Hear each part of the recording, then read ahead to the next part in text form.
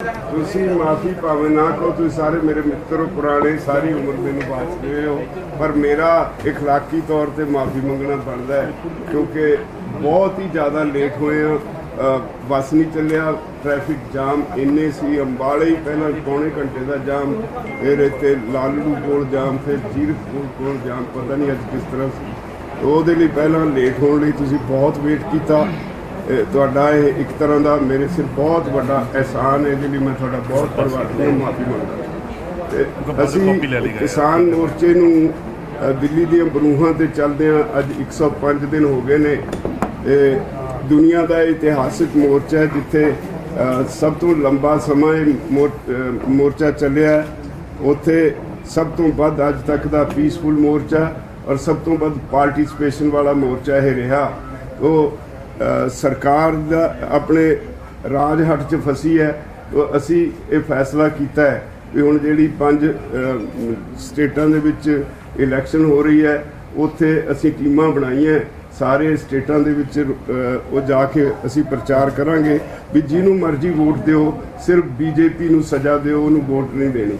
असी किसी एक पर्टिकुलर पार्टी या किसी पर्टिकुलर कैंडीडेट की हमायत नहीं करांगे।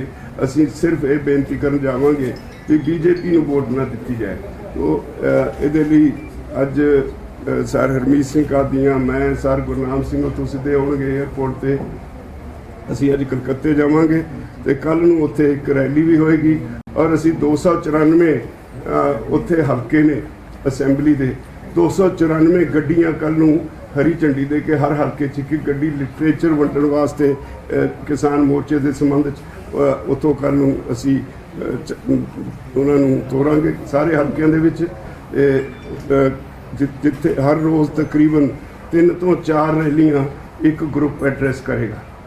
असी 4 ग्रुप बनाए है लीडर्स के, तकरीबन 12 रैलियां मिनीमम अलग अलग जिलों के असी एड्रैस करांगे 4 दिन लई।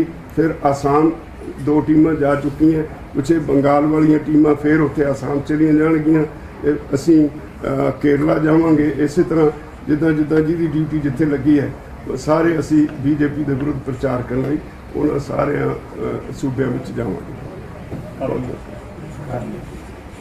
तुसीं कह दिओ साडा जिहड़ा मेन मोटिव ये बीजेपी के उल्ट जाण दा आपां नूं क्लीयर ही है भी जिहड़े 3 लॉ बनाए ने उन्हां दे विरोध च असीं बैठे हाँ। वो अपनी ईगो नाल डिक्टेटरशिप नाल साडे ते कोई फैसले ते नहीं उतरे। अज 47-48 दिन हो गए, उन्हां दी कोई कॉल नहीं, कोई मीटिंग नहीं। तो जिस तरह का रवैया वो आवाम प्रति ते किसानां प्रति दिखा रहे ने वो तुहाडे सामने है। तो इस करके असीं ये सोचिया भी जिवें आपां पंजाब च पहला एजीटेशन करके इहनूं दिल्ली दी बरहों तक लैके गए, उस तो बाद इहनूं हुण प्रसार करते नॉर्थ इंडिया तक गए। हुण आपां पूरा इंडिया कवर करना भी जिहड़ियां भी ये लॉ ने इन्हां दे अगेंस्ट लोकां नूं अवेयर करिए ते उन्हां नूं दस्सीए भी ये लॉ किस तरह के थोड़े नुकसान कर सकते हैं। तो आने वाले समय दे विच अगली जनरेशन, अगली फार्मिंग, अगली सोशल सिस्टम तो इकनॉमिकल सिस्टम सारा चेंज कर सकते हैं। इस करके इनू विचार करके उन्हां दी लैंगुएज उत्थे जाके प्रचार, लैंगुएज जिहड़ा डिफरेंसिस आ साउथ का, वैस्ट बंगाल का, वो आप कवर करना। उत्थों तो बंदे जिहड़े साडे ट्रांसलेट करनगे ते बराबर उत्थे फिजिकल फॉर्म च प्रेजेंट होके असीं आपदी पंजाब दी जां हरियाणा दी, नॉर्थ इंडिया दी प्रजेंटेशन करांगे भी किसान इत्थे किहड़े लैवल दे उत्ते बैठे ने, जिहड़ा कि साडा मीडिया कवर नहीं कर रहा। नैशनल मीडिया तुसीं बहुत साथ कवर नहीं कर रहा, उहनूं कवर करन दी साडी कोशिश। मैं एक होर बेनती करदा। असीं कल दी मीटिंग च भी तय कीता भी 15 तारीख नूं ਜਿਹੜੀਆਂ ਜਿੰਨੀਆਂ ਐਮਪਲਾਈਜ਼ ਦੀਆਂ, ਵਪਾਰੀਆਂ ਦੀਆਂ ਫੈਡਰੇਸ਼ਨਸ ਨੇ ਉਹਨਾਂ ਨਾਲ ਮਿਲ ਕੇ ਅਸੀਂ ਪ੍ਰਾਈਵੇਟਾਈਜੇਸ਼ਨ ਦਾ ਵਿਰੋਧ ਕਰਨ ਜਾ ਰਹੇ 15 ਤਾਰੀਖ ਨੂੰ। ਤੇ 19 ਤਾਰੀਖ ਨੂੰ ਜਿਹੜੇ ਇਹਨਾਂ ਨੇ ਮੰਡੀ ਤੋੜਨ ਵਾਸਤੇ FCI ਨੇ ਨਵੀਆਂ ਹਦਾਇਤਾਂ ਜਾਰੀ ਕੀਤੀਆਂ ਪੰਜਾਬ ਦੇ ਵਿੱਚ ਵੀ ਤੁਸੀਂ ਜ਼ਮੀਨ ਦੇ ਨੰਬਰ ਦਿਓ ਤਾਂ ਉਹਦੇ ਬਾਅਦ ਤੁਹਾਨੂੰ ਪੇਮੈਂਟ ਮਿਲੇਗੀ, ਆਪਣੇ ਆਪ ਨੂੰ ਰਜਿਸਟਰ ਕਰਾਓ। ਉਹਦੇ ਵਿਰੋਧ ਵਿੱਚ ਅਸੀਂ ਕਿਹਾ ਸਾਰੇ ਪੰਜਾਬ ਦੀਆਂ ਨਹੀਂ ਸਾਰੇ ਦੇਸ਼ ਦੀਆਂ ਮੰਡੀਆਂ ਵਿੱਚ ਜਿਹੜੇ ਆੜਤੀ ਨੇ, ਪੱਲੇਦਾਰ ਨੇ, ਮੁਨੀਮ ਨੇ, ਕਿਸਾਨ ਨੇ ਉਹ ਆਪੋ ਆਪਣੀ ਮੰਡੀ ਵਿੱਚ ਆਪੋ ਆਪਣੇ ਢੰਗ ਨਾਲ ਵਿਰੋਧ ਕਰਨਗੇ। ਤੇ 26 ਤਾਰੀਖ ਨੂੰ ਭਾਰਤ ਬੰਦ ਹੋਏਗਾ, ਇਹ ਸਾਰੇ ਕੁਝ ਦੇ ਖਿਲਾਫ, ਕਿਉਂਕਿ ਜਿਸ ਤਰ੍ਹਾਂ ਦਾ ਜਿਹੜੀਆਂ ਗੱਲਾਂ ਬਾਹਰ ਆ ਰਹੀਆਂ ਉਹਦੇ ਮੁਤਾਬਕ ਆਉਣ ਵਾਲੇ ਸਮੇਂ 'ਚ ਮੋਦੀ ਸਰਕਾਰ ਸਭ ਕੁਝ ਪ੍ਰਾਈਵੇਟ ਕਰਨ ਜਾ ਰਹੀ ਹੈ ਔਰ ਸਿਰਫ 4 ਮਹਿਕਮੇ ਰੱਖਣਗੇ ਆਪਣੇ ਕੋਲ। ਉਹਨਾਂ ਨੇ ਤੈਅ ਕਰ ਲਿਆ ਵੀ ਕੋਈ ਵੀ ਜਿਹੜੇ ਸਰਕਾਰੀ ਕੰਪਨੀਆਂ ਨੇ ਉਹ ਸਭ ਪ੍ਰਾਈਵੇਟ ਕਰ ਦੇਣੀਆਂ। ਜਿਹੜੇ ਲੇਬਰ ਕਲਾਸ ਹੈ ਉਹਨਾਂ ਦੇ ਵਰਕਿੰਗ ਆਵਰਸ 8 ਤੋਂ ਵਧਾ ਕੇ 12 ਘੰਟੇ ਕਰ ਦਿੱਤੇ। ਉਹਨਾਂ ਦੇ ਬਹੁਤ ਸਾਰੇ ਹੱਕ ਜਿਹੜੇ ਸੀ ਕੋਰਟ 'ਚ ਜਾਣ ਦੇ, ਲੇਬਰ ਕੋਰਟ ਜਾਣ ਦੇ, ਉਹ ਖੋਹ ਲਏ। ਇਸ ਤਰ੍ਹਾਂ ਦੇ ਫੈਸਲੇ ਸਾਰੇ ਕੀਤੇ ਹੋਏ ਹੈ ਮੋਦੀ ਸਰਕਾਰ ਨੇ, ਜਿਹਦੇ ਨਾਲ ਕਾਰਪੋਰੇਟਸ ਨੂੰ ਕੋਈ ਦਿੱਕਤ ਨਾ ਆਵੇ। ਸਾਰਾ ਕੁਝ ਕਾਰਪੋਰੇਟਸ ਦੇ ਹਵਾਲੇ ਕਰਨ ਜਾ ਰਹੇ ਨੇ ਦੇਸ਼ ਦਾ। ਉਹਦੇ ਲਈ ਅਸੀਂ ਸਾਰੇ ਆਮ ਸ਼ਹਿਰੀਆਂ ਨੂੰ ਵੀ ਅਪੀਲ ਕਰਾਂਗੇ ਵੀ ਜਿੰਨੀ ਦੇਰ ਤੱਕ ਸਾਰਾ ਦੇਸ਼ ਬਾਹਰ ਨਹੀਂ ਨਿਕਲੇਗਾ, ਮੋਦੀ ਸਰਕਾਰ ਦੇ ਇਹਨਾਂ ਕਾਰਨਾਮਿਆਂ ਨੂੰ ਠੱਲ ਨਹੀਂ ਪਏਗੀ। ਸਾਰਿਆਂ ਨੂੰ ਬਾਹਰ ਨਿਕਲ ਕੇ ਸਾਥ ਦੇਣਾ ਚਾਹੀਦਾ। ਰਾਜਾ ਸਾਹਿਬ, ਜਿਹੜਾ ਇਹ ਸਿਰਫ ਇੱਕ ਤੁਸੀਂ ਪੱਛਮੀ ਬੰਗਾਲ ਦੀ ਗੱਲ ਕੀਤੀ ਹੈ ਕਿ ਬਾਕੀ ਜਿਹੜੀਆਂ ਸਟੇਟਸ ਦੇ ਵਿੱਚ ਵੀ ਕਿਸਾਨ ਮੋਰਚੇ ਵੱਲੋਂ ਚਾਹੇ ਰਹੇ ਹੋਗੇ? 2 ਮਿੰਟ ਮੈਨੂੰ ਗੱਲ 2 ਮਿੰਟ ਤੁਹਾਡੇ ਸਵਾਲ ਲੈਣੇ ਅਜੇ ਹੈਗਾ ਟਾਈਮ 2 ਮਿੰਟ ਪਲੀਜ਼, ਕਿਉਂਕਿ ਮੈਂ ਵੀ ਸਵੇਰ ਦਾ ਹਾਂਜੀ ਸਰ ਪਲੀਜ਼।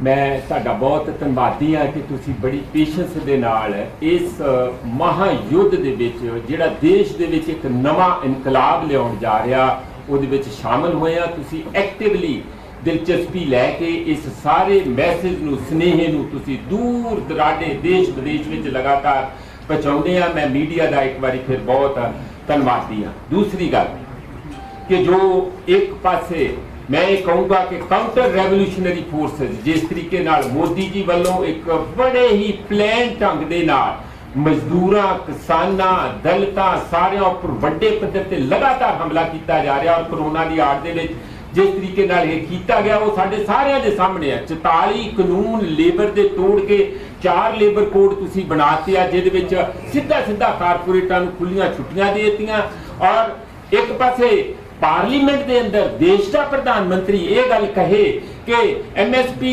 रही है, रहूगी और अज भी है, तो दूसरे पासे तुसी FCI नूं कह के सीधा पे सीधा तुसी की कहना चाहुंदे आ कि असीं खातियां दे विच पावांगे।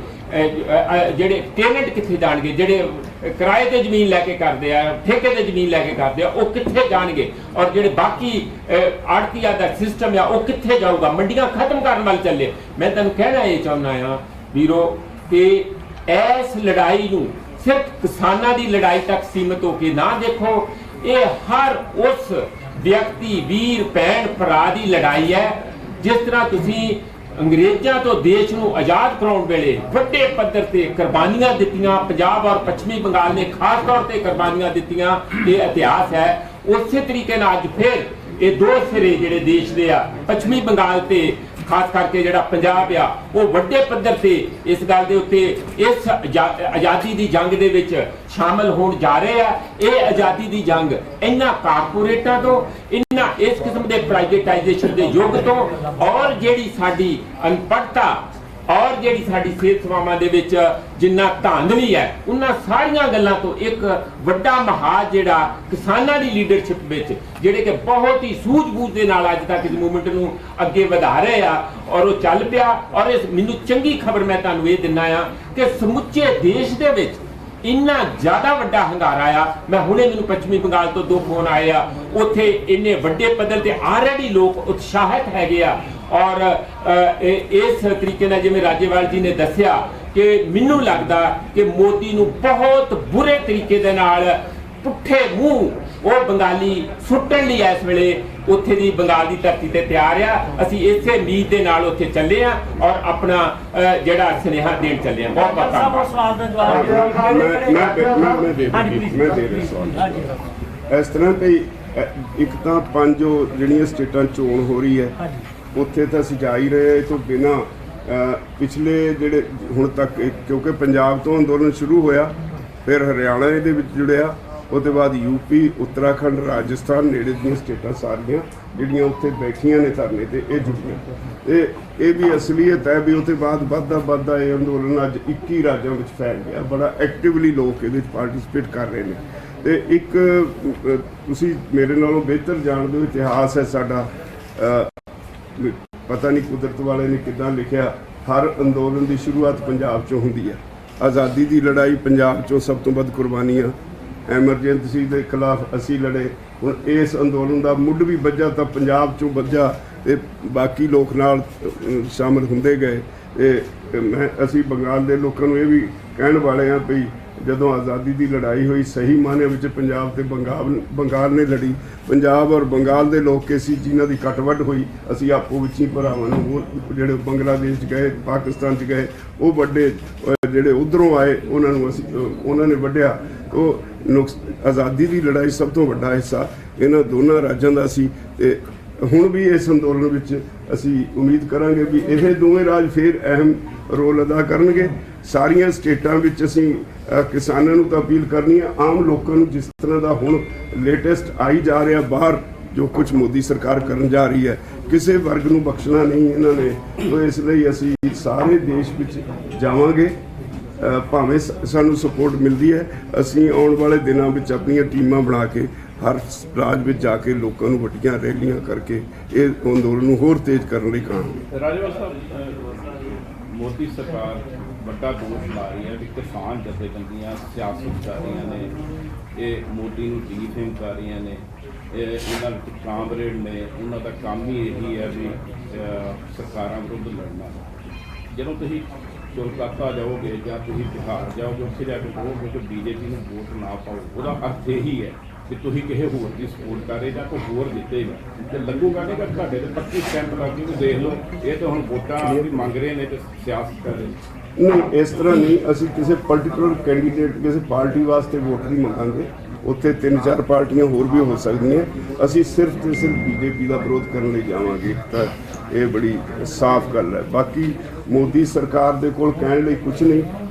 ਉਹ ਜਿਸ ਤਰ੍ਹਾਂ ਅਸੀਂ ਉਹਨਾਂ ਨੂੰ ਇਹ ਕਾਨੂੰਨਾਂ ਦੇ ਸੰਬੰਧ 'ਚ ਬਾਰ-ਬਾਰ, ਇੱਕ ਵਾਰ ਨਹੀਂ 3-4 ਵਾਰ ਅਸੀਂ ਕਲੌਜ਼ ਬਾਈ ਕਲੌਜ਼ ਬਹਿਸ ਕੀਤੀ ਤੇ ਹਰ ਕਲੌਜ਼ ਦੀ ਬਹਿਸ ਤੋਂ ਬਾਅਦ ਉਹ ਕਹਿੰਦੇ ਸੀ ਅੱਛਾ ਇਹਦੇ 'ਚ ਇਹ ਅਮੈਂਡਮੈਂਟ ਕਰ ਦਿੰਦੇ ਹਾਂ। ਅਗਲੀ ਵਾਰੀ ਹੋਰ ਅਗਲੀ ਕਲੌਜ਼ 'ਤੇ ਹੋਈ ਅੱਛਾ ਇਹਦੇ 'ਚ ਇਹ ਅਮੈਂਡਮੈਂਟ ਕਰ ਦਿੰਦੇ ਹਾਂ। ਤੇ ਸਾਡਾ ਕਹਿਣਾ ਸੀ ਕਿ ਇੰਨੀਆਂ ਅਮੈਂਡਮੈਂਟਾਂ ਹੀ ਕਰਨੀਆਂ ਨੇ, ਫਿਰ ਇਹਦੇ ਵਿੱਚ ਹੈ ਕੁਝ ਨਹੀਂ ਤਾਂ ਇਹਨੂੰ ਵਾਪਸ ਕਿਉਂ ਨਹੀਂ ਲੈਂਦੇ। ਅੱਜ ਉਹਨਾਂ ਨੇ ਇਹਨੂੰ ਇੱਜ਼ਤ ਦਾ ਸਵਾਲ ਬਣਾਇਆ ਕਿਉਂਕਿ ਅੱਜ ਤੱਕ ਦੇਸ਼ ਦੀ ਆਜ਼ਾਦੀ ਤੋਂ ਬਾਅਦ ਕੋਈ ਵੀ ਕਾਨੂੰਨ ਨਹੀਂ ਜਿਹੜਾ ਬਣਦੇ ਸਾਰੇ ਰਿਪੀਲ ਕਰਨ ਦੀ ਮੰਗ ਉੱਠੀ ਹੋਵੇ। ਇਹ ਪਹਿਲੀ ਵਾਰੀ ਹੋਇਆ। ਪਹਿਲੀ ਵਾਰੀ ਇਹ ਕਾਨੂੰਨ ਨੇ ਜਿਨ੍ਹਾਂ ਦੇ ਖਿਲਾਫ ਇੱਕਦਮ ਆਵਾਜ਼ ਉੱਠੀ ਕਿ ਰਿਪੀਲ ਕੀਤੇ ਜਾਣ। ਅਮੈਂਡਮੈਂਟਸ ਵੀ 20-20, 30-30 ਸਾਲ, 50 ਸਾਲ ਬਾਅਦ ਹੁੰਦੀਆਂ ਨੇ। ਅਮੈਂਡਮੈਂਟਸ ਵੀ ਕਦੇ ਨਹੀਂ ਹੋਈਆਂ। ਇੱਥੇ ਤਾਂ ਰਿਪੀਲ ਕਰਨ ਤੇ ਗੱਲ ਆ ਗਈ। ਇਸ ਕਰਕੇ ਉਹਨਾਂ ਨੂੰ ਕੋਈ ਸਾਡੀ ਕਿਸੇ ਗੱਲ ਦਾ ਉਹਨਾਂ ਕੋਲ ਜਵਾਬ ਹੈ ਨਹੀਂ। ਝੂਠ ਬੋਲਣ ਦਾ ਉਹਨਾਂ ਨੇ ਪੂਰਾ ਹੀ ਠੇਕਾ ਲਿਆ ਔਰ ਇਹ ਮੇਰੇ ਕਹਿਣ ਵਾਲੀ ਗੱਲ ਨਹੀਂ, ਸਾਰੇ ਸਮਝਦੇ ਆ ਵੀ ਹਰ ਪੈਰ ਤੇ ਲੋਕਾਂ ਨੂੰ ਗੁੰਮਰਾਹ ਕਰਨਾ ਬੀਜੇਪੀ ਦਾ ਇੱਕ ਮੁੱਢਲਾ ਫਾਰਮੂਲਾ ਹੋ ਗਿਆ। ਰਾਜੇਵਾਲ ਸਾਹਿਬ, ਪਹਿਲੀ ਗੱਲ ਤਾਂ ਇਹ ਹੈ ਕਿ ਕੀ ਤੁਸੀਂ ਮਹਿਸੂਸ ਕਰਦੇ ਹੋ ਕਿ ਜੇ ਪੱਛਮੀ ਬੰਗਾਲ ਦੇ ਵਿੱਚ ਭਾਜਪਾ ਨੂੰ ਤੁਸੀਂ ਸੱਤਾ ਜਾਣ ਤੋਂ ਰੋਕ ਲੈਂਦੇ ਹੋ ਤਾਂ ਕਿਸਾਨ ਅੰਦੋਲਨ ਦਾ ਸੁਨੇਹਾ ਤਕੜਾ ਜਾਊਗਾ ਤੇ ਉਹ 3 ਦਿਨ ਵਾਪਸੀ ਲਈ ਤੁਹਾਨੂੰ ਫਿਰ ਸੱਦਾ ਦੇਣਗੇ ਗੱਲਬਾਤ ਲਈ? ਪਹਿਲਾ ਤਾਂ ਇਹ। ਦੂਸਰਾ, ਪੱਛਮੀ ਬੰਗਾਲ ਨਾਲੋਂ ਹਰਿਆਣਾ ਜ਼ਿਆਦਾ ਨੇੜੇ ਸੀ। ਕੀ ਹਰਿਆਣਾ ਸਰਕਾਰ ਡੇਗਣ ਤੇ ਸੰਯੁਕਤ ਮੋਰਚੇ ਨੇ ਉਨੀ ਕੰਮ ਨਹੀਂ ਕੀਤਾ ਜਿਹਦਾ ਅਸਰ ਕੱਲ੍ਹ ਵੀ ਦਿਖਿਆ? ਨਹੀਂ, ਇਸ ਤਰ੍ਹਾਂ ਨਹੀਂ। ਹਰਿਆਣੇ ਦੇ ਵਿੱਚ ਲੋਕੀ ਜਿਹੜੇ MLAs ਨੇ ਉਹਨਾਂ ਦੇ ਜਾ ਕੇ ਮੈਮੋਰੈਂਡਮ ਦਿੱਤੇ ਹੈ। ਜਿਹੜੇ ਲੀਡਰ ਸੀ ਉਹਨਾਂ ਦੇ ਘਰਾਂ ਦੇ ਅੱਗੇ ਲੰਬੇ ਧਰਨੇ ਦਿੱਤੇ ਹੈ ਤੇ ਜੇ ਉਹਨਾਂ ਨੇ ਨਹੀਂ ਸਾਥ ਦਿੱਤਾ ਤਾਂ ਉਹਦੀ ਸਜ਼ਾ ਲੋਕੀ ਜ਼ਰੂਰ ਦੇਣਗੇ। ਇਹਦੇ 'ਚ ਕੋਈ ਦੋ ਰਾਏ ਨਹੀਂ। ਲੋਕਾਂ ਦੇ ਵਿੱਚ ਗੁੱਸਾ ਵਧਿਆ। ਬਾਕੀ ਜਿੱਥੋਂ ਤੱਕ ਬੰਗਾਲ ਦਾ ਸਵਾਲ ਹੈ, ਸਾਨੂੰ ਲੱਗਦਾ ਵੀ ਕਿਉਂਕਿ ਉੱਥੇ ਸਾਡੀਆਂ ਜਿਹੜੀਆਂ ਆਰਗੇਨਾਈਜੇਸ਼ਨਸ ਨੇ ਆਲਰੇਡੀ ਬਹੁਤ ਸਰਗਰਮ ਹੋ ਚੁੱਕੀਆਂ ਔਰ ਉਹਨਾਂ ਨੇ ਆਪ ਇਹ ਪਲਾਨ ਕੀਤਾ ਵੀ ਤੁਸੀਂ ਸਾਨੂੰ 294 ਗੱਡੀਆਂ ਹਰੀ ਝੰਡੀ ਦੇ ਕੇ ਤੋਰੋ। 294 ਦੇ 294 ਹਲਕਿਆਂ ਲਿਟਰੇਚਰ ਅਸੀਂ ਉਹਨਾਂ ਨੂੰ ਭੇਜ ਦਿੱਤਾ ਹੋਇਆ। ਉਹ ਜਾ ਕੇ ਲੋਕਾਂ ਨੂੰ, ਕਿਸਾਨਾਂ ਨੂੰ ਵੰਡਣਗੇ। ਅਸੀਂ ਆਸ ਕਰਦੇ ਹਾਂ ਵੀ ਹੁੰਗਾਰਾ ਜਿਸ ਤਰ੍ਹਾਂ ਦਾ ਮਿਲ ਰਿਹਾ ਵੀ ਬੀਜੇਪੀ ਨੂੰ ਉੱਥੇ ਚੰਗਾ ਝਟਕਾ ਮਿਲੇਗਾ। ਜਿਹੜਾ ਉੱਥੇ ਨਹੀਂ, ਅਸੀਂ ਤਾਂ ਦੂਸਰੀਆਂ ਸਟੇਟਾਂ 'ਚ ਵੀ ਜਾ ਰਹੇ ਹਾਂ। ਰਾਜੇਵਾਲ ਸਾਹਿਬ, ਕੱਲ ਤੁਸੀਂ ਸੰਯੁਕਤ ਕਿਸਾਨ ਮੋਰਚੇ ਦੀ 9 ਮੈਂਬਰੀ ਕਮੇਟੀ ਬਣਾਈ ਹੈ, ਜਿਹੜੀ 32 ਮੈਂਬਰੀ ਕਮੇਟੀ ਸੀ ਉਸਨੂੰ 9 ਮੈਂਬਰੀ ਕਰ ਦਿੱਤਾ ਹੈ। ਉਹਦੇ ਪਿੱਛੇ ਕੀ ਕਾਰਨ ਰਿਹਾ? ਉਹਨੂੰ ਕਿਸੇ ਨੇ ਮਿਸਕੋਟ ਕੀਤਾ, ਉਹਨੂੰ ਸਮਝਣ ਦੀ ਕੋਸ਼ਿਸ਼ ਕਰੋ। ਆਲਰੇਡੀ ਨੈਸ਼ਨਲ ਲੈਵਲ ਦੀ ਬਾਡੀ 'ਚ 7 ਮੈਂਬਰ ਸੀ। ਸਰ ਜੋਗਿੰਦਰ ਸਿੰਘ ਉਗਰਾਹਾਂ ਤੇ ਟਕੈਤ ਸਾਹਿਬ ਦੇ ਭਾਈ ਸਾਹਿਬ, ਉਹ ਯੁੱਧਵੀ ਟਕੈਤ, ਉਹ ਐਡਹੌਕ ਤੌਰ ਤੇ ਅਸੀਂ ਉਹਨਾਂ ਨੂੰ ਬੁਲਾਇਆ ਕਰਦੇ ਸੀ। ਉਹਨਾਂ ਨੂੰ ਰੈਗੂਲਰ ਕਰਕੇ 9 ਮੈਂਬਰੀ ਬਣੀ ਹੈ। ਕੋਈ ਐਸੀ ਨਹੀਂ ਵੀ ਕੋਈ ਨਵਾਂ ਕੁਝ ਕਰਤਾ। ਸਾਨੂੰ ਜਿਸ ਤਰ੍ਹਾਂ ਜਿਉਂ ਬਾਹਰਲੀਆਂ ਸਟੇਟਾਂ 'ਚੋਂ ਕੱਲ੍ਹ ਨੂੰ ਹੋਰ ਵੀ ਜਿਹੜੇ ਐਕਟਿਵਲੀ ਇੱਥੇ ਆ ਸਕਦੇ ਆ ਮੋਰਚੇ ਤੇ ਉਹਨਾਂ ਨੂੰ ਫਿਰ ਵੀ ਐਡ ਕਰ ਸਕਦੇ ਆ। ਪਰ ਇਹਦਾ ਜਿਸ ਤਰ੍ਹਾਂ ਕੱਲ ਕੋਟ ਕੀਤਾ ਗਿਆ ਕਿਸੇ ਵੱਲੋਂ ਉਹ ਗਲਤ ਸੀ। ਰਾਜੇਵਾਲ ਸਾਹਿਬ ਸਵਾਲ ਇਹ ਹੈ ਕਿ ਤੁਸੀਂ ਇੱਕ ਤਾਂ ਇਹ ਹੈ ਵੀ ਤੁਸੀਂ ਜਿੰਨੇ ਕਿਸਾਨ ਆਗੂ ਆ 5 ਰਾਜਾਂ ਦੇ ਵਿੱਚ ਪ੍ਰਚਾਰ ਕਰਨ ਜਾ ਰਹੇ ਨੇ ਬੀਜੇਪੀ ਦੇ ਖਿਲਾਫ, ਕੀ ਤੁਹਾਨੂੰ ਇਹ ਨਹੀਂ ਲੱਗ ਰਿਹਾ ਕਿ ਬੀਜੇਪੀ ਨੂੰ ਹਰਾਉਣ ਵਾਸਤੇ ਉੱਥੇ ਦੀ ਜਿਹੜੀ ਇੱਕ ਵੱਡੀ ਪਾਰਟੀ ਦੀ ਜਿਹੜੀ ਬੀਜੇਪੀ ਦੇ ਖਿਲਾਫ ਲੜਾਈ ਲੜ ਰਹੀ ਹੈ, ਕਿਉਂਕਿ ਆਪਾਂ ਦਾ ਮੇਨ ਮੰਤਵ ਆ ਬੀਜੇਪੀ ਨੂੰ ਹਰਾਉਣਾ। ਤੁਸੀਂ ਇਹ ਕਹਿ ਰਹੇ ਹੋ ਵੀ ਅਸੀਂ ਉੱਥੇ ਕਹਾਂਗੇ ਵੀ ਬੀਜੇਪੀ ਨੂੰ ਛੱਡ ਕੇ ਜਿਹਨੂੰ ਮਰਜ਼ੀ ਵੋਟ ਪਾਓ, ਕੀ ਇਹ ਨਹੀਂ ਤਾਂ ਚਾਹੀਦਾ ਕਿ ਬੀਜੇਪੀ ਨੂੰ ਹਰਾਉਣ ਵਾਸਤੇ ਜਿਹੜੀ ਉੱਥੇ ਦੀ ਜੇਤੂ ਧਿਰ ਆ ਉੱਥੇ ਉਹਨਾਂ ਦਾ ਮੁਕਾਬਲਾ ਕੀਤਾ ਜਾਂਦਾ। ਨੰਬਰ 1 ਜੀ। ਨੰਬਰ 2, ਪਿਛਲੇ ਦਿਨਾਂ ਦੇ ਵਿੱਚ ਪੰਜਾਬ ਦੇ ਵਿੱਚ ਵੱਡੀ ਪੱਧਰ ਤੇ ਲੋਕਾਂ ਨੇ ਜਿਹੜੇ ਰੈਸ ਦੇ ਫੋਨ ਸੀਗੇ ਉਹ ਆਪਣੇ ਕੋਰਟ ਕਰਾ ਕੇ ਫੋਨ ਲਿੱਤੇ ਨੇ। ਪਰ ਪਿਛਲੇ ਦਿਨਾਂ ਦੇ ਵਿੱਚ ਪੰਜਾਬ ਦਾ ਜਿਹੜਾ ਪਾਵਰ ਕਾਮ ਆ ਉਹਨਾਂ ਨੇ ਇੱਕ ਆਪਣਾ ਸਰਕੂਲਰ ਜਾਰੀ ਕਰਤਾ, ਉਹ ਆਪਣੇ ਮੁਲਾਜ਼ਮਾਂ ਨੂੰ ਦੁਬਾਰਾ ਤੇ ਰਿਲਾਇੰਸ ਦੇ ਜਿਹੜੇ ਫੋਨ ਆ ਜੀਓ ਦੇ ਉਹ ਦੇਣ ਜਾ ਰਹੇ ਆ। ਮੁੱਖ ਮੰਤਰੀ ਕੈਪਟਨ ਅਮਰਿੰਦਰ ਸਿੰਘ ਦੇ ਅਧੀਨ ਇਹ ਡਿਪਾਰਟਮੈਂਟ ਆ, ਤੁਸੀਂ ਇਹਨਾਂ ਨੂੰ ਕਿਸ ਤਰ੍ਹਾਂ ਦੇਖਦੇ ਹੋ? ਦੇਖੋ, ਇੱਕ ਤਾਂ ਕੈਪਟਨ ਸਾਹਿਬ ਨੇ ਕੀ ਕੀਤਾ ਸੌਦੇ, ਅਸੀਂ ਤਾਂ ਉਹ ਤੋਂ ਪਹਿਲਾਂ ਤੋਂ ਹੀ ਸੰਤੁਸ਼ਟ ਨਹੀਂ। ਜਦੋਂ ਐਕਟ ਬਣ ਕੇ ਆਏ ਹੈ ਉਹਨਾਂ 'ਚ ਅਮੈਂਡਮੈਂਟ ਕੀਤੀ, ਉਹਨਾਂ ਨੂੰ ਰਿਜੈਕਟ ਉਦੋਂ ਨਹੀਂ ਕੀਤਾ। ਅਸੀਂ ਉਦੋਂ ਵੀ ਕਿਹਾ ਸੀ ਵੀ ਇਹ ਤੁਹਾਡੀ ਨੀਅਤ ਤੇ ਸਾਨੂੰ ਸ਼ੱਕ ਹੈ। ਇਸੇ ਤਰ੍ਹਾਂ ਜਿਹੜੇ ਇਹਦੇ ਜੀਓ ਦੇ ਹੈਗੇ ਨੇ ਉਹਨਾਂ ਨੇ ਕੋਈ ਸਮਝੌਤਾ ਕੀਤਾ ਹੈ ਤੇ ਕਿਸਾਨਾਂ ਨੂੰ ਉਹ ਤੋਂ ਕੋਈ ਬਹੁਤੀ ਆਸ ਨਹੀਂ। ਸਾਡੇ ਵਾਸਤੇ ਤਾਂ ਇਹ ਸਭ ਇੱਕੋ ਜਿਹੇ ਨੇ। ਤੋਂ ਅਗਲੀ ਗੱਲ, ਦੂਜਾ ਤੁਹਾਡਾ ਸਵਾਲ ਸੀ ਪੱਛਮੀ ਬੰਗਾਲ ਚ ਪੋਲਿਟਿਕਸ ਦੇ ਇੱਕ ਪਾਰਟੀ ਨੂੰ ਸਪੋਰਟ, ਉੱਥੇ 2 ਪਾਰਟੀਆਂ ਨੇ, ਲੈਫਟਿਸਟ ਵੀ ਨੇ, ਉੱਥੇ ਮਮਤਾ ਵੀ ਹੈ, ਉੱਥੇ ਬੀਜੇਪੀ ਹੈ। ਅਸੀਂ ਕਿਸੇ ਇੱਕ ਨਾਲ ਵੱਜੇ ਨਹੀਂ, ਅਸੀਂ ਕੋਈ ਖੁਦ ਪੋਲੀਟੀਕਲ ਗਰੁੱਪ ਨਹੀਂ। ਇਸ ਕਰਕੇ ਅਸੀਂ ਤਾਂ ਉੱਥੇ ਜਾ ਕੇ ਆਪਣਾ ਜੋ ਫੈਸਲਾ ਜਥੇਬੰਦੀਆਂ ਦਾ ਉਹਦੇ ਮੁਤਾਬਕ ਇਹੀ ਕਹਾਂਗੇ ਵੀ ਜਿਹਨੂੰ ਮਰਜ਼ੀ ਵੋਟ ਪਾ ਦਿਓ, ਪਰ ਬੀਜੇਪੀ ਨੂੰ ਵੋਟ ਪਾਓ। ਸਾਡਾ ਵਿਰੋਧ ਬੀਜੇਪੀ ਨਾਲ। ਰਾਜੇਵਾਲ ਜੀ, ਜਿਸ ਤਰ੍ਹਾਂ ਸਥਿਤੀ ਬਣੀ ਵੀ ਹੈ ਇਸ ਵੇਲੇ, ਆਪਾਂ ਨੂੰ ਪਤਾ ਕਿ ਕੇਂਦਰ ਸਰਕਾਰ ਬਾਰ-ਬਾਰ ਇਹ ਕਹਿ ਰਹੀ ਹੈ ਕਿ ਤਿੰਨੇ ਖੇਤੀ ਕਾਨੂੰਨਾਂ 'ਚ ਸੋਧ ਕਰਵਾ ਲਓ, ਰੱਦ ਨਹੀਂ ਹੋਣਗੇ। ਬਹੁਤ ਲੰਬੇ ਸਮੇਂ ਤੋਂ ਸਾਰੇ ਹਿੰਦੁਸਤਾਨ ਦੇ ਲੋਕਾਂ ਦੇ ਮਨਾਂ 'ਚ ਸਵਾਲ ਹੈਗਾ ਕਿ ਕੀ ਕੋਈ ਗੱਲਬਾਤ ਦੇ ਅਸਾਰ ਹੈਗੇ ਇਸ ਵੇਲੇ ਜਾਂ ਲੰਬੇ ਸਮੇਂ ਦੀ ਗੱਲਬਾਤ ਡੈਡਲੌਕ ਹੈ? ਦੇਖੋ, ਫਿਰ ਉੱਥੇ ਮੈਂ ਉਹੀ ਅਰਜ਼ ਕਰਾਂ, ਕਹਿਣ ਨੂੰ ਤਾਂ ਬੀਜੇਪੀ ਪ੍ਰਧਾਨ ਮੰਤਰੀ ਨੇ ਕਹਿਤਾ ਵੀ ਇੱਕ ਕਾਲ ਦੀ ਦੂਰੀ ਤੇ ਗੱਲਬਾਤ ਲਈ। ਸਾਨੂੰ ਨੰਬਰ ਨਹੀਂ ਲੱਭਦਾ ਕਿਹੜੇ ਨੰਬਰ ਤੇ ਕਿਸਾਨ ਟੈਲੀਫੋਨ ਕਰਨ। ਉਹ ਜੇ ਕਿਤੇ ਮਿਲ ਜੇ ਤਾਂ ਅਸੀਂ ਉਹ ਟੈਲੀਫੋਨ ਦੀ ਘੰਟੀ ਵੱਜਣੋਂ ਨਹੀਂ ਹਟਣੀ। ਦੂਸਰੀ ਗੱਲ, ਸਰਕਾਰ ਸਮਝਦੀ ਹੈ ਵੀ ਉਹਨੇ ਇਹ ਕਾਨੂੰਨ ਗਲਤ ਬਣਾ ਲਏ, ਉਹਨਾਂ ਨੂੰ ਇਹਦੇ ਵਿੱਚ ਆਪਣੀ ਬੇਇੱਜ਼ਤੀ ਮਹਿਸੂਸ ਹੁੰਦੀ ਹੈ, ਇਸ ਕਰਕੇ ਰਾਜ ਹੱਟ 'ਚ ਫਸੇ ਹੋਏ ਬੈਠੇ ਹੈ। ਅਸੀਂ ਆਪਣਾ ਕੇਸ ਠੀਕ ਸਾਬਤ ਕਰ ਚੁੱਕੇ ਹਾਂ ਔਰ ਅਸੀਂ ਉਦੋਂ ਤੱਕ ਨਹੀਂ ਉੱਠਾਂਗੇ ਜਦੋਂ ਤੱਕ ਉਹ ਕਾਨੂੰਨ ਵਾਪਸ ਨਹੀਂ। ਰਾਜੇਵਾਲ ਸਾਹਿਬ, ਤੁਸੀਂ ਕਲਕੱਤੇ ਜਾ ਰਹੇ ਹੈਗੇ, ਕਾਦੀਆਂ ਜੀ ਵੀ ਨਾਲ ਜਾ ਰਹੇ ਨੇ, ਹੋਰ ਤੁਹਾਡੇ ਜਿਹੜੇ ਕਿਸਾਨ ਆਗੂ ਨੇ ਉਹ ਮਹਾ ਪੰਚਾਇਤਾਂ ਦੇ ਵਿੱਚ ਆ ਰਹੇ ਨੇ। ਜੇਕਰ ਗੱਲ ਕਰੀਏ ਪਿੱਛੇ ਦੀ ਸਿੰਘੂ ਬਾਰਡਰ ਦੀ, ਟਿੱਕਰੀ ਬਾਰਡਰ ਦੀ, ਤਾਂ ਕਿਸੇ ਦੇ ਪਿੱਛੇ ਜ਼ਿੰਮੇਵਾਰੀ ਵੀ ਲਾ ਕੇ ਜਾ ਰਹੇ ਹੋ ਕਿ ਜੇਕਰ ਕੁਝ ਹੁੰਦਾ ਤਾਂ ਉਹ ਲੋਕ ਜਿਹੜੇ ਹੈਗੇ ਨੇ ਉਹ ਦੇਖਣਗੇ, ਕਿਉਂਕਿ ਕਾਦੀਆਂ ਉਹਨਾਂ ਦੇ ਵੀ ਜਿਸ ਤਰੀਕੇ ਨਾਲ ਵਰਕਰਾਂ ਦੇ ਉੱਤੇ ਗੋਲੀਆਂ ਚੱਲੀਆਂ, ਹਮਲਾ ਹੋਇਆ ਸੀ, ਤਾਂ ਪਿੱਛੋਂ ਕੌਣ ਇਸ ਮੋਰਚੇ ਨੂੰ ਦੇਖੂਗਾ? ਕੌਣ ਕਿਹਦੀ ਜ਼ਿੰਮੇਵਾਰੀ ਲਾ ਕੇ ਜਾ ਰਹੇ ਹੋ? ਡਾਕਟਰ ਦਰਸ਼ਨਪਾਲ ਹੋਰੀ 5-6 ਲੀਡਰਸ ਇੱਥੇ ਛੱਡੇ, ਏਦਾਂ ਨਹੀਂ ਅਸੀਂ ਸੁਣਨਾ ਨਹੀਂ ਸਾਰਾ ਕਿਸੇ ਮੋਰਚੇ ਨੂੰ ਛੱਡਿਆ। ਉਹਨਾਂ ਦਾ ਵੀ 13 ਤਰੀਕ ਦਾ ਪ੍ਰੋਗਰਾਮ ਆਇਆ ਹੋਇਆ ਹਨੂਮਾਨਗੜ੍ਹ ਦਾ, ਫਿਰ ਉਦੋਂ ਤੇ ਵਾਪਸ ਆ ਜਾਣਾ। ਇੱਕ ਟੀਮ ਜਿਹੜੀ ਪਹਿਲੀ ਗਈ ਹੋਈ ਹੈ ਬੰਗਾਲ 'ਚ ਉਹਨੇ ਵਾਪਸ ਆ ਜਾਣਾ। ਇਨ ਦਾ ਮੀਨ ਟਾਈਮ ਇੱਕ ਟੀਮ ਆਸਾਮ ਗਈ ਹੋਈ ਹੈ, ਉਹਨੇ ਵਾਪਸ ਆ ਜਾਣਾ। ਇਹ ਰੋਟੇਸ਼ਨ ਹੈ, ਅਸੀਂ ਕੋਈ ਮੋਰਚਾ ਸੁਣਨਾ ਛੱਡਣ ਵਾਲੇ ਨਹੀਂ। ਇੱਕ ਪਾਸੇ ਤੁਸੀਂ ਸੰਯੁਕਤ ਮੋਰਚਾ ਕਿਸਾਨ ਜਥੇਬੰਦੀਆਂ ਕਹਿੰਦੇ ਨੇ ਕਿ ਇਹ ਵੀ ਸਿਆਸੀ ਪਾਰਟੀ ਨਾਲ ਸਾਂਝ ਨਹੀਂ ਕਰਦੀ, ਆਪਣੇ ਖੜੇ ਦਿਲ ਨੂੰ ਨਹੀਂ ਲੈਂਦੇ। ਦੂਸਰੇ ਪਾਸੇ ਸਰਕਾਰ ਵੀ ਐਲੀਗੇਸ਼ਨ ਲਾ ਰਹੀ ਹੈ, ਰਣਜੀਤ ਬਿੱਟੂ ਵੀ ਐਲੀਗੇਸ਼ਨ ਲਾ ਰਿਹਾ ਹੈ। ਜੋਗਿੰਦਰ ਯਾਦਵ ਜਿਹੜਾ ਸਵਰਾਜ ਪਾਰਟੀ ਨੂੰ ਚਲਾਉਂਦਾ, ਸਿਆਸੀ ਪਾਰਟੀ ਨੂੰ ਚਲਾਉਂਦਾ, ਪਹਿਲਾਂ ਸਰਕਾਰ ਨੇ ਕਿਹਾ ਮੀਟਿੰਗ 'ਚ ਨਾ ਲਿਆ, ਤੁਸੀਂ ਮੰਨ ਗਏ, ਹੁਣ ਉਹ ਤਕਰੀਬਨ ਲੀਡ ਕਰਦੇ ਦਿਖਦੇ ਨੇ ਪ੍ਰੈਸ ਕਾਨਫਰੰਸ ਨੂੰ। ਕੀ ਮਜਬੂਰੀ ਹੈ ਕਿਸਾਨ ਜਥੇਬੰਦੀਆਂ ਦੀ ਕਿ ਸਰਕਾਰ ਜਦੋਂ ਐਲੀਗੇਸ਼ਨ ਲਾ ਰਹੀ ਉਹ ਸਿਆਸੀ ਲੀਡਰ ਨੂੰ ਕਿਉਂ ਨਾ ਲਿਆ ਜਾਏ? ਨਹੀਂ, ਇਸ ਤਰ੍ਹਾਂ ਦੀ ਗੱਲ ਨਹੀਂ ਵੀ ਉਹ ਲੀਡ ਕਰ ਰਹੇ ਨੇ।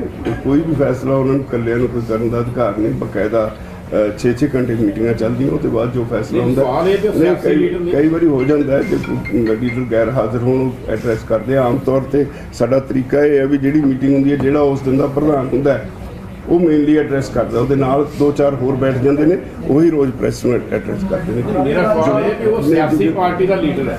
ਨਹੀਂ, ਉਹ ਇੱਕ ਕਿਸਾਨ ਐਗਜ਼ੈਕਟਲੀ ਮੈਂ ਇਹੀ ਕਹਿਣ ਲੱਗਾ ਸੀ, ਸੌਰੀ ਕਰਦੇ ਨਾਲ ਪਰਮਿਸ਼ਨ ਲੈ ਕੇ ਉਹ ਸਵਰਾਜ ਇੰਡੀਆ ਦਾ ਹੈਗੇ ਹੀ ਹੈ, ਪ੍ਰਧਾਨ ਹੈਗੇ ਆ। ਉਹ ਜਿਹੜਾ ਕਿਸਾਨ ਜੈ ਕਿਸਾਨ ਅੰਦੋਲਨ ਹੈਗੇ ਆ ਉਹਦੇ ਵਿੱਚ ਵੀ ਉਹ ਐਕਟਿਵਲੀ ਹੈਗੇ ਆ, ਤੇ ਜਦੋਂ ਇੱਥੇ ਪਾਰਟਿਸਿਪੇਟ ਕਰਦੇ ਆ ਉਹ ਜੈ ਕਿਸਾਨ ਅੰਦੋਲਨ ਵੱਲੋਂ।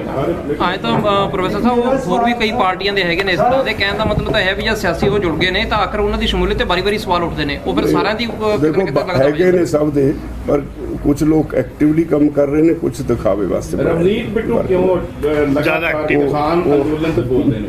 ਉਹ ਵਿਚਾਰਾ ਕੋਈ ਲੱਭਦਾ ਹੋਣਾ ਆਪਣੀ ਜ਼ਮੀਨ, ਉਹਦਾ ਕਸੂਰ ਨਹੀਂ, ਉਹ ਜ਼ਮੀਨ ਲੱਭਦੇ ਫਿਰਦੇ ਆਪਣੀ ਜ਼ਮੀਨ ਲੱਭਦੇ ਫਿਰਦੇ। ਰਾਜੇਵਾਲ ਸਾਹਿਬ ਇੱਕ ਮੇਰਾ ਵੀ ਸਵਾਲ। ਹਾਂਜੀ ਹੁਕਮ ਜੀ। ਗੱਲ ਇਹ ਹੈ ਕਿ ਤੁਹਾਨੂੰ ਐਕਟਿਵ ਜਿਹੜਾ ਅੰਦੋਲਨ ਹੈ ਉਹਦੇ ਵਾਸਤੇ 4 ਮਹੀਨੇ ਹੋ ਚੁੱਕੇ ਨੇ, ਅਗਲੇ 6 ਮਹੀਨੇ ਹੋਰ ਅੰਦੋਲਨ ਚੱਲ ਵੀ ਸਕਦਾ ਜਿੱਦਾਂ ਤੁਸੀਂ ਕਿਹਾ। ਪੰਜਾਬ ਦੀ ਇਲੈਕਸ਼ਨ ਵਾਸਤੇ ਕੀ ਕਿਸਾਨ ਸੰਘਰਸ਼ ਮੋਰਚੇ ਨੇ ਜਾਂ ਸੰਯੁਕਤ ਮੋਰਚੇ ਨੇ ਕੋਈ ਪਲਾਨ ਬਣਾਇਆ ਆਪਣੀ ਵੱਖਰੀ ਪੋਲੀਟੀਕਲ ਪਾਰਟੀ ਖੜੀ ਕਰਨ ਦਾ? ਨਹੀਂ, ਇਹ ਸਵਾਲ ਹੀ ਮੈਂ ਐਗਰੀ ਨਹੀਂ ਕਰਦਾ। ਜਿਹੜਾ ਦਿਮਾਗ 'ਚ ਹੀ ਨਹੀਂ ਕਿਸੇ ਦੇ ਆਇਆ। ਅਸੀਂ ਸਿਰਫ ਅੰਦੋਲਨ ਤੱਕ ਸੀਮਤ ਹਾਂ, ਅੰਦੋਲਨ ਤੋਂ ਬਾਹਰ ਅਸੀਂ ਬਿਲਕੁਲ ਨਹੀਂ, ਸਾਰੀ ਟੋਟਲ ਕਨਸੈਂਟਰੇਸ਼ਨ ਅੰਦੋਲਨ ਤੇ ਹੈ। ਬਾਹਰ ਦੀਆਂ ਕਿਆ ਸਰਾਈਆਂ ਨੇ, ਇੱਦਾਂ ਦੀ ਕੋਈ ਗੱਲ ਨਹੀਂ। ਕੁਝ ਕਿਸਾਨਾਂ ਰਾਜੇਵਾਲ ਸਾਹਿਬ ਪੱਕੇ ਘਰ ਨਿਕਲ ਕਰਤੇ ਉੱਥੇ। ਹਾਂ, ਹੁਣ ਇੱਦਾਂ ਦਾ ਦੇਖੋ ਜੀ, ਉੱਥੇ ਰਹਿਣਾ ਜਦੋਂ ਸੱਚ ਪੁੱਛੋ, ਮੈਂ ਹਾਲੇ ਤਾਈਂ ਘਰ ਨਹੀਂ ਗਿਆ। ਜਦੋਂ ਦਾ ਅੰਦੋਲਨ ਸ਼ੁਰੂ ਹੋਇਆ, ਮੇਰਾ ਪੋਤਾ ਇੱਥੇ ਖੜਾ ਪਿੱਛੇ, ਉਹ ਮੈਨੂੰ ਹਰ ਵਾਰੀ ਇੱਥੋਂ ਆਉਂਦਾ ਹੁੰਦਾ ਵੀ ਬਾਪੂ ਜੀ ਘਰ ਚੱਲੋ। ਤੇ ਮੈਂ ਕਿਹਾ ਵੀ ਮੈਂ ਤਾਂ ਹੁਣ ਅਖੀਰ 'ਚ ਆਊਂਗਾ। ਉੱਥੇ ਮੋਹ ਜਿਹਾ ਹੋ ਗਿਆ, ਉਹ ਸਾਡੇ ਪਿੰਡ ਬਣ ਗਏ। ਉਹ ਉੱਥੇ ਲੋਕਾਂ ਨੇ AC ਤੱਕ ਲਾ ਲਏ, ਟਰਾਲੀਆਂ ਦੇ ਵਿੱਚ ਪੱਖੇ ਲਾ ਲਏ, AC ਲਾ ਲਏ, ਛੰਨਾ ਪੈ ਰਹੀਆਂ। ਤੁਸੀਂ ਜਾ ਕੇ ਦੇਖੋ ਹੁਣ ਕਿਵੇਂ ਸਿਆਲ ਤੋਂ ਬਾਅਦ ਗਰਮੀਆਂ ਵਾਲੀਆਂ ਤਬਦੀਲੀਆਂ ਕਿਵੇਂ ਹੋ ਰਹੀਆਂ ਲੋਕਾਂ ਦੀਆਂ ਉੱਥੇ ਰਹਿਣ ਨੂੰ। ਔਰ ਜਿਹੜੇ ਉੱਥੇ ਮੇਰੇ ਵਰਗੇ ਹਜ਼ਾਰਾਂ ਲੋਕ ਐਸੇ ਬੈਠੇ ਨੇ ਜਿਹੜੇ ਪੱਕੇ ਹੀ ਬੈਠੇ ਨੇ, ਸ਼ੁਰੂ ਤੋਂ ਗਏ ਹੋਏ, ਵਾਪਸ ਉਹ ਵੀ ਆਉਣ ਨੂੰ ਤਿਆਰ ਨਹੀਂ, ਉੱਥੇ ਹੀ ਬੈਠੇ ਨੇ ਸਾਰੇ। ਉਹ ਕਹਿੰਦੇ ਜਿੱਤ ਕੇ ਜਾਣਾ ਨਹੀਂ, ਮੁੜ ਕੇ ਨਹੀਂ ਜਾਣਾ। ਰਾਜੇਵਾਲ ਸਾਹਿਬ ਜਿਵੇਂ ਉਧਰੋਂ ਸਵਾਲ ਆਇਆ, ਉਸੇ ਤਰ੍ਹਾਂ ਦਾ ਸਵਾਲ ਇਹ ਆਉਂਦਾ ਕਿ ਜੇ ਸੰਯੁਕਤ ਮੋਰਚੇ ਚੋਂ ਰਾਜਨੀਤਿਕ ਪਾਰਟੀ ਨਹੀਂ ਤਾਂ ਚਿਹਰੇ ਜ਼ਰੂਰ ਉੱਭਰ ਰਹੇ ਨੇ। ਕੀ ਚਿਹਰੇ ਕੱਲ੍ਹ ਨੂੰ ਵੱਖ-ਵੱਖ ਪਾਰਟੀਆਂ ਦੇ ਨਾਲ ਸੰਪਰਕ 'ਚ ਵੀ ਨੇ? ਇਹ ਵੀ ਚਰਚਾ ਹੁੰਦੀ ਹੈ, ਕਿਸੇ ਨੂੰ ਰਾਜ ਸਭਾ ਦੀ ਆਫਰ ਹੋ ਰਹੀ ਹੈ, ਕਿਸੇ ਨੂੰ ਮੁੱਖ ਮੰਤਰੀ ਦੇ। ਕੀ ਅਜਿਹਾ ਵੀ ਕੋਈ? ਸਭ ਹਵਾ 'ਚ ਗੱਲਾਂ ਨੇ, ਨਾ ਕਿਸੇ ਨੂੰ ਉੱਥੇ ਸਿਰ ਖੁਰਕਣ ਦਾ ਵੇਰ ਨਹੀਂ ਯਾਰ। ਕਿਸੇ ਨੂੰ ਕਿਹੜੇ ਰਾਜਨੀਤਿਕ ਪਾਰਟੀ ਨੇ ਉੱਥੇ ਕਰਨਾ ਸੀ ਕੰਟੈਕਟ। ਇੱਕ ਮੈਂ ਤੁਹਾਡਾ ਆਨਸਰ ਦੇਣਾ ਚਾਹੁੰਦਾ ਇਹ ਚੀਜ਼ ਦਾ ਵੀ ਆਪਾਂ ਸਾਰੇ, ਤੁਸੀਂ ਪੋਲੀਟੀਕਲ ਪਾਰਟੀਆਂ ਨਾਲ ਵੀ ਕਰਦੇ ਹੋ, ਪ੍ਰੈਸ਼ਰ ਗਰੁੱਪ ਨਾਲ ਵੀ ਕਰਦੇ ਹੋ। ਜਦੋਂ ਅਸੀਂ ਉੱਭਰ ਕੇ ਆਉਂਦੇ ਹਾਂ ਪ੍ਰੈਸ਼ਰ ਗਰੁੱਪ, ਉਦੋਂ ਤੁਸੀਂ ਪੋਲੀਟੀਕਲ ਪਾਰਟੀ ਦੀ ਗੱਲ ਕਿਉਂ ਕਰਦੇ ਹੋ? ਤੁਸੀਂ ਐ ਕਿਉਂ ਨਹੀਂ ਕਹਿੰਦੇ ਵੀ ਪ੍ਰੈਸ਼ਰ ਗਰੁੱਪ ਤਕੜਾ ਹੋ ਜੇ, ਪ੍ਰੈਸ਼ਰ ਗਰੁੱਪ ਹੀ ਇਹੋ ਜਿਹਾ ਤਕੜਾ ਹੋ ਜੇ ਵੀ ਪੋਲੀਟੀਕਲ ਪਾਰਟੀਆਂ ਨੂੰ ਝੁਕਣਾ ਪਵੇ ਉਹਦੇ ਉੱਤੇ। ਤੇ ਇਸ ਵਾਰ ਜੇ ਅੰਦੋਲਨ ਵੱਡਾ ਹੋ ਰਿਹਾ, ਫਿਰ ਉਹੀ ਪੁਰਾਣੀਆਂ ਰਾਜਨੀਤੀ ਪਾਰਟੀਆਂ ਵੀ ਪ੍ਰੈਸ਼ਰ ਗਰੁੱਪ ਵਾਲੇ ਰਾਜਨੀਤੀ ਦੇ ਥੱਲੇ ਲੱਗਣਗੇ। ਅਸੀਂ ਐਤਕੀ ਰਾਜਨੀਤੀ ਦੇ ਥੱਲੇ ਲੱਗਣਾ, ਰਾਜਨੀਤੀ ਸਾਡੇ ਥੱਲੇ ਲੱਗੂਗੀ। ਪ੍ਰੈਸ਼ਰ ਗਰੁੱਪ ਨੂੰ ਰਹਿਣ ਦਿਓ, ਸਾਨੂੰ ਹਾਲੇ ਜਿਹੜੇ 3 ਕਾਨੂੰਨ ਨੇ ਸਾਡੇ ਵਾਸਤੇ ਉਹ ਬਹੁਤ ਵੱਡੇ ਨੇ। ਜਿੰਨਾ ਕੁ ਸਹਿਯੋਗ ਸਾਨੂੰ ਲੋਕਾਂ ਦਾ ਮਿਲਿਆ, ਕਿਸਾਨਾਂ ਦਾ ਮਿਲਿਆ, ਸਾਡੇ ਵਾਸਤੇ ਬਹੁਤ ਅਹਿਮ ਆ ਉਹ ਲੜਾਈ ਜਿੱਤਣੀ। ਜੇ ਉਹ ਏਮ ਤੋਂ ਅਸੀਂ ਪਰੇ ਹਟਦੇ ਆ ਜਾਂ ਕੁਝ ਹੋਰ ਸੋਚਦੇ ਆ, ਫਿਰ ਡੀਰੇਲ ਹੋ ਜਾਵਾਂਗੇ। ਰਾਜੇਵਾਲ ਸਾਹਿਬ ਇੱਕ ਸੈਕਿੰਡ ਮੈਂ ਤੁਹਾਡਾ ਸਵਾਲ ਲੈਂਦਾ। ਪਾਤਲਾ ਜੀ, ਆਪਾਂ ਸਾਰੇ ਸਮਝੇ ਕਿ ਅਸੀਂ ਅਜੇ ਵੀ ਬਹੁਤ ਪੁਰਾਣੇ ਮੋਡ ਵਿੱਚ ਸੋਚ ਰਹੇ ਹਾਂ। ਚੋਣਾਂ ਆਈਆਂ, ਚੋਣਾਂ ਗਈਆਂ। ਇਹ ਦੇਸ਼ ਨੂੰ ਇਕੱਠਾ ਕਿਵੇਂ ਰੱਖਣਾ, ਦੇਸ਼ ਨੂੰ ਬਚਾਉਣਾ, ਸੰਵਿਧਾਨ ਕਿਵੇਂ ਬਚਾਉਣਾ, ਦੇਸ਼ ਦੀ ਵਿੱਚ ਲੋਕਤੰਤਰ ਨੂੰ ਕਿਵੇਂ ਬਚਾਉਣਾ, ਆਮ ਬੰਦੇ ਨੂੰ, ਸ਼ਹਿਰੀ ਨੂੰ ਸੜਕ ਤੇ ਸੇਬ ਚਾਹਤਾ ਕਿਵੇਂ ਬਚਾਉਣਾ, ਇਹ ਲੜਾਈ ਹੈ। ਤੁਸੀਂ ਹੁਣ ਅਸੈਂਬਲੀਆਂ 'ਚ ਕੌਣ ਗਿਆ, ਚੀਫ ਮਿਨਿਸਟਰ ਕੌਣ ਬਣਿਆ, ਕਿਹੜਾ ਫਾਈਨੈਂਸ ਮਿਨਿਸਟਰ ਬਣਿਆ, ਉਹਦੇ ਤੋਂ ਅਲੱਗ ਹੋ ਕੇ ਸੋਚਣ ਦੀ ਕੋਸ਼ਿਸ਼ ਕਰੋ। ਮੈਂ ਸਾਡੀ ਹੱਥ ਜੋੜ ਕੇ ਬੇਨਤੀ ਹੈ। ਸਵਾਲ ਲੈ ਲਓ ਇੱਕ ਮਿੰਟ। ਸਰਕਾਰ ਵੀ ਇਹ ਐਲੀਗੇਸ਼ਨ ਆ ਰਹੀ ਹੈ ਕਿ ਖੇਤੀ ਕਾਨੂੰਨ ਭੁੱਲ ਗਏ ਨੇ, ਹੁਣ ਮੋਦੀ ਸਰਕਾਰ ਨੂੰ ਭਜਾਉਣ ਲਈ ਕਰ ਰਹੇ ਨੇ। ਨਹੀਂ, ਇਸ ਤਰ੍ਹਾਂ ਨਹੀਂ ਹੈ। ਕੱਲਾ ਖੇਤੀ ਦੇ ਕਾਨੂੰਨ ਨਹੀਂ ਹੈਗੇ। ਨਾਲ ਜਿਹੜੇ 15 ਤਰੀਕ ਨੂੰ ਇਹਨਾਂ ਨੇ ਕਿਹਾ, ਉਹ ਮਜ਼ਦੂਰਾਂ ਦੇ ਨਾਲ ਟ੍ਰੇਡ ਯੂਨੀਅਨ ਦਾ ਪਬਲਿਕ ਸੈਕਟਰ ਦੇ ਵਿੱਚ ਸਾਰਾ ਬੰਦ ਕਰਕੇ ਬਹੁਤ ਵੱਡੀ ਗੱਲ ਹੈ। ਜਿਹੜੀਆਂ ਵੱਡੀਆਂ EMPLOYEES ਦੀਆਂ ਫੈਡਰੇਸ਼ਨਸ ਨੇ, ਜਿਹੜੀਆਂ ਟ੍ਰੇਡਰ ਦੀਆਂ ਫੈਡਰੇਸ਼ਨਸ ਨੇ, ਉਹਨਾਂ ਨਾਲ ਅਸੀਂ ਦਿੱਲੀ ਮੀਟਿੰਗ ਕੀਤੀ ਹੈ। ਔਰ ਮੈਂ ਰਿਐਲਿਟੀ ਦੱਸਾਂ ਵੀ ਮੈਨੂੰ ਉੱਥੋਂ ਜਾ ਕੇ ਜਦੋਂ ਉਹਨਾਂ ਨੇ ਕੁਝ ਡਾਕੂਮੈਂਟ ਦਿਖਾਏ, ਆਪ ਨੂੰ ਬੜਾ ਕੁਝ ਸਿੱਖਣ ਨੂੰ ਮਿਲਿਆ। ਤੇ ਉਹ ਦੇਖ ਕੇ ਵਾਕਈ ਇਹ ਲੱਗਿਆ ਵੀ ਸਾਰੇ ਦੇਸ਼ ਨੂੰ ਬਾਹਰ ਨਿਕਲਣਾ ਪਏਗਾ ਤਾਂ ਦੇਸ਼ ਬਚ ਸਕੇਗਾ। ਜਿੱਧਰ ਨੂੰ ਮੋਦੀ ਸਰਕਾਰ ਚੱਲ ਪਈ, ਕੋਈ ਸੈਕਟਰ ਨਹੀਂ ਉਹਨਾਂ ਨੇ ਛੱਡਣਾ। ਕੁਝ ਕਾਰਪੋਰੇਟਸ ਦੇ ਹੱਥਾਂ ਸਾਰਾ ਕੁਝ ਚਲਾ ਜਾਏਗਾ, ਦੁਬਾਰਾ ਗੁਲਾਮੀ ਵੱਲ ਵੱਜ ਜਾਣਗੇ। ਤੋ ਇਹ ਲੜਾਈ ਵੱਡੀ ਲੜਾਈ ਹੈ ਜਿਹੜੀ ਸਾਡੇ ਸਾਰਿਆਂ ਲਈ। ਰਾਜੇਵਾਲ ਜੀ, ਤੁਸੀਂ ਵੱਡੀ ਲੜਾਈ ਦੀ ਗੱਲ ਕਰਦੇ ਹੋ, ਪੋਲੀਟੀਕਲ ਤੌਰ ਤੇ ਸਵਾਲ, ਕਿਉਂਕਿ ਪਾਰਲੀਮੈਂਟ ਕਦੇ ਅਸੈਂਬਲੀਆਂ ਲੰਘ ਕੇ ਉੱਥੇ ਇਦਾਂ ਦੀ ਬਕਵਾਸਬਾਜ਼ੀ ਜਿਹੜੀ ਹੈਗੀ ਹੈ ਕਰਦੇ ਆ ਪੋਲੀਟੀਕਲ ਲੋਕ ਜਿਹੜੇ ਹੈਗੇ ਆ। ਸਿੱਧੇ ਤੌਰ ਤੇ ਮੈਂ ਸਵਾਲ ਪੁੱਛਣਾ ਚਾਹੁੰਦਾ, ਜਿਹੜੀ ਐਡੀ ਲੰਬੀ ਲੜਾਈ ਚੱਲ ਰਹੀ ਹੈ, ਪੰਜਾਬ ਦੇ ਜਾਂ ਦੇਸ਼ ਦੇ ਕਿਸਾਨਾਂ ਦੇ ਲੋਕਾਂ ਦਾ ਕਿੰਨਾ ਕੁ ਵੱਡਾ ਹੰਗਾਰਾ ਜੇ ਲੜਾਈ ਲੰਬੀ ਚੱਲਦੀ ਹੈ? ਦੇਖੋ, ਲੋਕਾਂ ਦਾ ਹੰਗਾਰੇ ਦਾ ਤਾਂ ਇੱਥੋਂ ਤੱਕ ਹੈ ਵੀ ਪਿੰਡਾਂ ਦੇ ਪਿੰਡ ਲੋਕਾਂ ਨੇ ਪੰਚਾਇਤਾਂ ਕਰਕੇ ਫੈਸਲੇ ਕਰ ਲਏ ਵੀ ਲੜਾਈ ਲੰਬੀ ਚੱਲਣੀ ਹੈ। ਹਰ ਪਿੰਡ ਨੇ ਮਿਥ ਲਿਆ ਵੀ ਕਿਸੇ ਦਾ ਜਿਹੜਾ ਵੱਡਾ ਪਿੰਡ ਆ ਉੱਥੇ ਵੱਧ ਗਿਣਤੀ, ਜਿੱਥੇ ਛੋਟਾ ਘੱਟ ਗਿਣਤੀ, 10 ਬੰਦੇ 7 ਬੰਦੇ ਜਥੇ ਬਣਾਤੇ, ਇੱਕ ਜਥਾ ਉੱਥੇ ਬੈਠੂਗਾ, ਜਿੰਨੀ ਦੇਰ ਉੱਥੇ ਬੈਠਾ ਉਹਦਾ ਕੰਮ ਪਿਛਲੇ ਸੰਭਾਲਣਗੇ, ਤੇ ਜਦੋਂ ਉਹ ਜਥਾ ਨਵਾਂ ਜਥਾ ਉੱਥੇ ਚਲਾ ਜਾਏਗਾ ਫਿਰ ਉਹ ਜਥਾ ਵਾਪਸ ਆਏਗਾ। ਰਾਜੇਵਾਲ ਜੀ ਬਾਕੀ ਲੜਾਈ ਦਾ ਲੰਬੀ ਹੈ, ਛੇਤੀ ਮੁੱਕਣ ਵਾਲੀ ਹੈ, ਸਾਡੇ ਹੱਥ ਨਹੀਂ, ਸਰਕਾਰ ਦੇ ਵੱਸ ਹੈ। ਸਰਕਾਰ ਜਦੋਂ ਮੇਜ਼ ਤੇ ਆਉਣਾ ਚਾਹੂਗੀ, ਅਸੀਂ ਹਮੇਸ਼ਾ ਤਿਆਰ ਹਾਂ ਗੱਲਬਾਤ ਲਈ। ਇਹ ਗੱਲਬਾਤ ਨਾਲ ਨਤੀਜਾ ਨਿਕਲਣਾ ਕੋਈ, ਅਸੀਂ ਕੋਈ ਵਾਇਲੈਂਟ ਮੂਵਮੈਂਟ ਤਾਂ ਹੈ ਨਹੀਂ, ਪੀਸਫੁਲ ਮੂਵਮੈਂਟ ਰੱਖੀ ਹੋਈ ਹੈ। तो इस करके ਇਹਦਾ ਨਾਂ ਇਹਦੀ ਕਿੰਨੀ ਲੰਬਾਈ ਚੱਲੂ ਇਹ ਨਹੀਂ ਕਿਹਾ ਜਾ ਸਕਦਾ। ਰਾਜੇਵਾਲ ਜੀ ਨੂੰ 4 ਮਹੀਨੇ ਹੋ ਜਾਣੇ ਆ, 26 ਤਰੀਕ ਨੂੰ 4 ਮਹੀਨੇ ਹੋ ਜਾਣੇ ਆ ਬੰਦ ਦੀ ਕਾਲ ਦੇ ਜਿਹੜੀ ਦਿੱਤੀ ਹੈ, ਉਹ ਮਾੜੀ ਜੀ ਤਫਸੀਲ ਕਰ ਦਿਓ ਕਿ ਇਸ ਤਰੀਕੇ ਦੀ ਕਾਲ ਹੋਣ ਵਾਲੀ ਹੈ ਕਿ ਤੁਸੀਂ ਇਹ ਵੀ ਗੱਲ ਸਾਹਮਣੇ ਆ ਰਹੀ ਕਿ ਟ੍ਰੇਡ ਯੂਨੀਅਨ ਨੂੰ ਵੀ ਨਾਲ ਲੈ ਰਹੇ ਹੋ ਤੇ ਟਰੱਕ ਯੂਨੀਅਨਸ ਵੀ ਆ ਰਹੀਆਂ ਤੁਹਾਡਾ ਸਾਥ ਕਰਨ, ਉਹ ਇਕੱਠੇ ਜਾਮ ਹੋਣੇ ਆ ਨਹੀਂ। ਉਹ ਫੈਸਲਾ ਇਹ ਹੋਇਆ ਵੀ 15 ਤਰੀਕ ਨੂੰ ਬੈਂਕਾਂ ਵਾਲੇ ਪਹਿਲਾਂ ਕਰ ਰਹੇ ਨੇ, ਨਾਲ ਦੂਸਰੀਆਂ ਟ੍ਰੇਡ ਯੂਨੀਅਨਸ ਕਰ ਰਹੀਆਂ। ਅਸੀਂ ਉਹਨਾਂ ਨੂੰ ਸਪੋਰਟ ਤੇ ਹਾਂ ਕਿਉਂਕਿ ਪ੍ਰਾਈਵੇਟਾਈਜੇਸ਼ਨ ਦਾ ਅਸੀਂ ਵੀ ਵਿਰੋਧ ਕਰਦੇ ਹਾਂ, ਇਹ ਉਹਨਾਂ ਦੀ ਬੜੀ ਜੈਨੂਨ ਮੰਗ ਹੈ। ਇਸ ਕਰਕੇ ਉਹ ਉਹਨਾਂ ਦਾ ਪਹਿਲਾਂ ਤੋਂ ਪਲਾਨ ਸੀ, ਅਸੀਂ 15 ਤਰੀਕ ਨੂੰ ਉਹਨੂੰ ਸਪੋਰਟ ਦੇਣ ਦਾ ਐਲਾਨ ਕੀਤਾ। ਰਾਜੇਵਾਲ ਜੀ, ਮੇਰੇ ਸੀਨੀਅਰ ਸਹਿਯੋਗੀ ਤਰਲੋਚਨ ਜੀ ਨੇ ਸਵਾਲ ਕੀਤਾ ਸੀ ਹਲੇ ਤੁਹਾਨੂੰ ਰਵਨੀਤ ਬਿੱਟੂ ਦੇ ਰਿਗਾਰਡਿੰਗ। ਰਵਨੀਤ ਬਿੱਟੂ ਨੂੰ ਅੱਜ ਇੱਕ ਇਨਾਮ ਮਿਲਿਆ ਹੈ ਕਾਂਗਰਸ ਵੱਲੋਂ, ਉਹਨਾਂ ਨੂੰ LOP ਬਣਾ ਦਿੱਤਾ ਗਿਆ ਮੌਜੂਦਾ ਸੈਸ਼ਨ ਦੇ ਲਈ ਲੋਕ ਸਭਾ ਦੇ ਵਿੱਚ। ਮੇਰੇ ਏਜੰਡੇ ਤੇ ਰਵਨੀਤ ਬਿੱਟੂ ਨਹੀਂ। ਰਾਜੇਵਾਲ ਜੀ ਪਰ ਉਹਨਾਂ ਦੇ ਉਹਦੇ ਏਜੰਡੇ ਜੀ ਤੋਂ ਡਰਨਾ। ਰਾਜੇਵਾਲ ਜੀ ਤੁਸੀਂ ਵੈਸਟ ਬੰਗਾਲ ਜਾ ਰਹੇ ਹੋ 294 ਗੱਡੀਆਂ ਲੈ ਕੇ। ਕੱਲ ਵੈਸਟ ਬੰਗਾਲ 'ਚ ਵਾਇਲੈਂਸ ਹੋਈ ਹੈ, ਮਮਤਾ ਬੈਨਰਜੀ ਤੇ ਅਟੈਕ ਹੋਇਆ, BJP ਕਹਿ ਰਹੀ ਹੈ ਕਿ ਉਹ ਅਟੈਕ ਨਹੀਂ ਹੈ, ਡਰਾਮਾ ਹੈ। ਕਿਵੇਂ ਤੁਸੀਂ ਉਸ ਚੀਜ਼ ਨੂੰ ਦੇਖਦੇ ਹੋ? ਨਹੀਂ, ਸਾਡਾ ਉਹਦੇ ਨਾਲ ਕੋਈ ਸੰਬੰਧ ਨਹੀਂ। ਅਸੀਂ ਆਪਣੀਆਂ ਜਥੇਬੰਦੀਆਂ ਵੱਲੋਂ 294 ਗੱਡੀਆਂ ਸਾਰੇ ਹਲਕਿਆਂ 'ਚ ਭੇਜਣੀਆਂ, ਜਿਹੜੀਆਂ ਲਿਟਰੇਚਰ ਬਣਨਗੀਆਂ, ਪ੍ਰਚਾਰ ਕਰਨਗੀਆਂ। ਅਸੀਂ ਬੀਜੇਪੀ ਦੇ ਖਿਲਾਫ ਉਹਨਾਂ ਦਾ ਕੀ ਹੋਇਆ ਉਹਨਾਂ ਦੀਆਂ ਉਹ ਜਾਣ। ਬੀਜੇਪੀ ਦੇ ਖਿਲਾਫ ਪ੍ਰਚਾਰ ਕਰਨ ਜਾ ਰਹੇ ਹੋ, ਪਰ ਫਿਰ ਵੀ ਜੇਕਰ BJP ਪ੍ਰਚਾਰ ਖਿਲਾਫ ਕਰਨ ਦੇ ਬਾਵਜੂਦ ਵੀ ਅਗਾਂਹ ਲੰਘ ਜਾਂਦੀ ਹੈ ਜੀ, ਤੇ ਆਪਾਂ ਨੂੰ ਮੋਰਚੇ ਦੇ ਇਹਦੇ ਨਾਲ ਕੋਈ ਨੁਕਸਾਨ ਨਹੀਂ ਜੀ ਫਿਰ, ਕਿਉਂਕਿ ਤੁਸੀਂ BJP ਦੇ ਪ੍ਰਚਾਰ ਖਿਲਾਫ ਕੀਤਾ ਤਾਂ ਫਿਰ ਵੀ ਉਹ ਨਹੀਂ, ਕੋਈ ਨੁਕਸਾਨ ਨਹੀਂ ਹੋਣ ਵਾਲਾ। ਅਸੀਂ ਲੋਕਾਂ 'ਚ ਅਵੇਅਰਨੈਸ ਲਿਆ ਰਹੇ ਹਾਂ। ਜਿੰਨਾ ਅੰਦੋਲਨ ਲੰਬਾ ਹੋਈ ਜਾਏਗਾ ਉਨੀ ਅਵੇਅਰਨੈਸ ਵੱਧ ਆਏਗੀ। ਇਸ ਅੰਦੋਲਨ ਦੇ ਬਹੁਤ ਸਾਰੇ ਸਿੱਟੇ ਨਿਕਲਣਗੇ।